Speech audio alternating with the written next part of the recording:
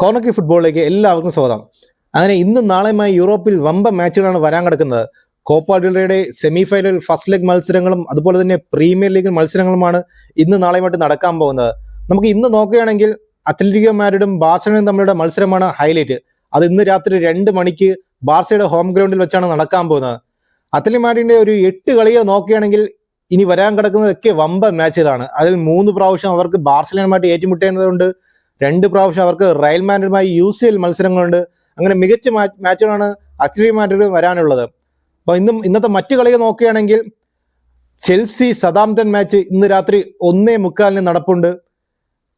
മോശം ഫോമുള്ള ചെൽസി സതാംപ്ടണുമായിട്ട് വിജയിച്ച് തങ്ങളുടെ ഫോമിലേക്ക് തിരിച്ചെത്താനുള്ള മികച്ചൊരു മത്സരമായിട്ടായിരിക്കും ഇന്നത്തെ മത്സരത്തിനെ നോക്കിക്കാണുക. സതാംപ്ടൺ ആവട്ടെ, അവർ 20ാം സ്ഥാനത്താണ്. അവർക്ക് ഈ സീസൺ മൊത്തത്തിൽ 9 പോയിന്റ് മാത്രമേ നേടാൻ കഴിഞ്ഞുള്ളൂ. അപ്പൊ ഇന്നത്തെ മത്സരം വിജയിച്ചില്ല എന്നുണ്ടെങ്കിൽ ചെൽസി ഒരു ദുരന്തം തന്നെയായിരിക്കും. മറ്റ് മാച്ചുകൾ നോക്കുകയാണെങ്കിൽ വോൾസും ഫുൾഹാമും തമ്മിൽ മത്സരമുണ്ട്. അതുപോലെ തന്നെ ക്രിസ്റ്റൽ പാലസും ആസ്റ്റൺ വില്ല തമ്മിൽ മത്സരമുണ്ട്. അതുപോലെ തന്നെ ബ്രൈറ്റൺ ബോർൺമൗത്തും മാച്ചുകൾ ഇന്ന് 1 മണിക്കായി പ്രീമിയർ ലീഗിൽ നടക്കുന്നുണ്ട്. നാളത്തെ മാച്ചുകൾ നോക്കുകയാണെങ്കിൽ റയൽ മാഡ്രിഡും റയൽ സോസിദാസും തമ്മിൽ കോപ്പ ഡെൽ റേയുടെ ഫസ്റ്റ് ലെഗ് സെമി ഫൈനൽ ഏറ്റുമുട്ടാൻ പോവുകയാണ്. അത് നാളെ രാത്രി 2 മണിക്കാണ് ആ മാച്ച് നടക്കാൻ പോകുന്നത്.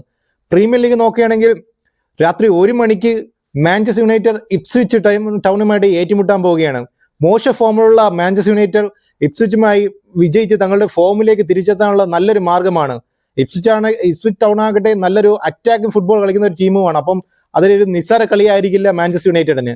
മറ്റു മാച്ചുകൾ നോക്കുകയാണെങ്കിൽ ടോപ്പ് 4 നോട്ടിംഗ്ഹാം ഫോറസ്റ്റും ആഴ്സണലും തമ്മിലുള്ള ഒരു ക്ലാഷ്, ഒരു വമ്പ മാച്ച് തന്നെ നാളെ 1 മണിക്ക് നടക്കാൻ പോകുന്നുണ്ട്.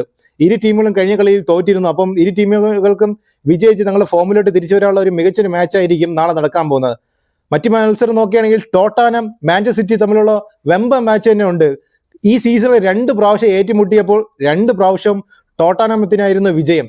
2 പ്രാവശ്യം മാഞ്ചസ്റ്റർ സിറ്റി ടോട്ടനത്തിനോട് തോക്കുകയാണ് ചെയ്തിരുന്നത്. അപ്പം നാളത്തെ കളി വിജയിച്ച് തങ്ങളുടെ മികച്ച ഫോമിലേക്ക് തിരിച്ചു വരാനായിരിക്കും മാഞ്ചസ്റ്റർ സിറ്റി ശ്രമിക്കുക. മറ്റു മത്സരം ഒരു വമ്പ മത്സരമുണ്ട്.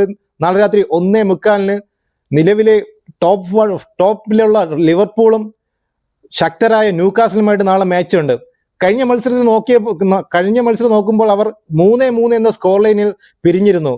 ന്യൂകാസൽ നല്ല ഫോമിലാണ്. അതുപോലെ തന്നെ ലിവർപൂളിന് കിരീട പോരാട്ടത്തിലേക്കുള്ള വമ്പ മാച്ചായിട്ടാണ് ന്യൂകാസൽ മത്സരം നോക്കിക്കാണുക.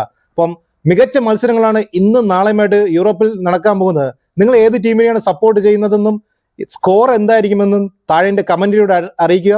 അപ്പം പുതിയൊരു വീഡിയോയിൽ കാണുന്നത് വരെയും നമസ്കാരം.